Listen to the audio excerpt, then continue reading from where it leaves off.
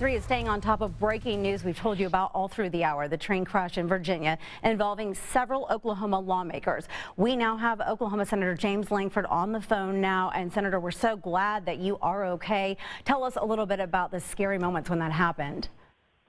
Yeah, it was a rapid, sudden moment with no warning on it, where I was actually on a phone call seated in about the middle car in the train, and it was a loud bang and a immediate jolt throughout the train.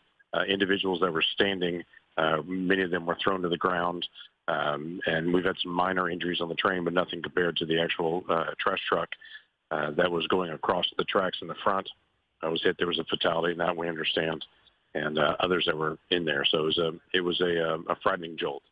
Senator Lankford, definitely frightening, and like you said, without warning. Describe to me what happened as emergency responders came. How were you all able to get off of the train and safely onto ground?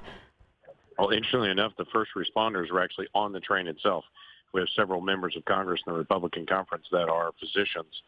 They immediately jumped off the train to go provide aid to the men that were in the truck, and they went out and started implementing CPR, started working with each individual to see what they could long before the first responders were there. They were able to be on the scene quickly, which was obviously helpful to those men. Yeah, absolutely. So what's happening with you guys now? Where do they have you all now, and what's happening in terms of the retreat? You all were supposed to be heading to a retreat there. Right. So yeah, many people may not know, immediately after the State of the Union, Democrats go into a multi-day retreat. Republicans do as well, to do our planning for the rest of the year.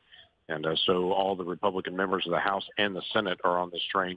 And we were headed to a retreat spot for a couple of days to do planning on infrastructure and budget and immigration and other issues that are pressing right in front of us. So they've decoupled us from the cars that were derailed at the front, and they've pulled us back. We're going to get on buses and transition over and still head out to retreat and still continue to finish the business. All right. Well, there's a lot of business to do. Again, Senator Lankford, we are so glad that you are okay, and the others. And of course, our prayers remain with the families of those who lost loved ones in that crash today. Thankfully, you guys are okay. Senator Lankford, thank you very much for taking time to visit with us this afternoon.